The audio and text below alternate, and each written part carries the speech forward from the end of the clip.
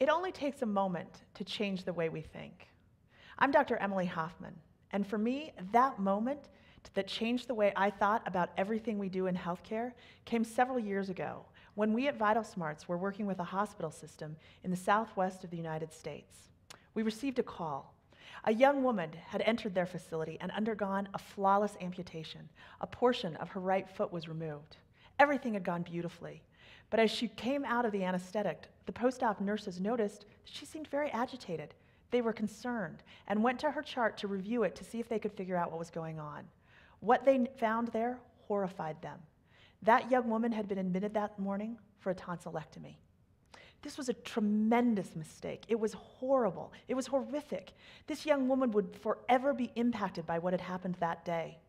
This hospital was fully staffed with well-intentioned, well-educated, good people.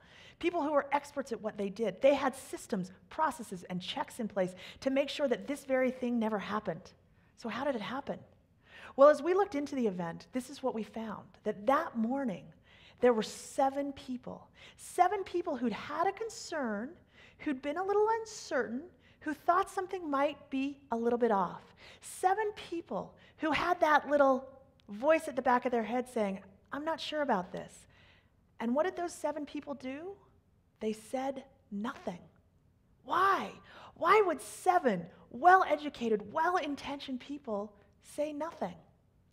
This is the question for me that got me interested in the work we do at Vital Smarts, around how people handle crucial conversations, how we surface tough issues, how we hold one another accountable when the stakes are at their very highest.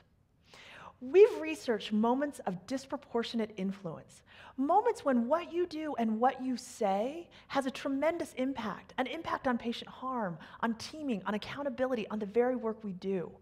And it's not that we don't need the systems, processes, and checks that are put in place. It's not that we don't need the evidence-based leadership that partners like Studer and Just Culture are bringing to the marketplace. We do need those.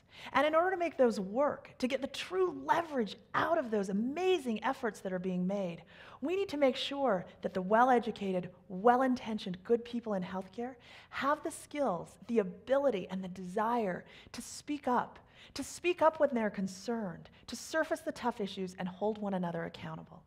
I am so looking forward to coming to Australia in October and sharing with you the research that we've done around how you can truly change your culture and get the maximum benefit from the processes, systems, evidence-based medicine that you are putting in place. I look forward to seeing you all in October.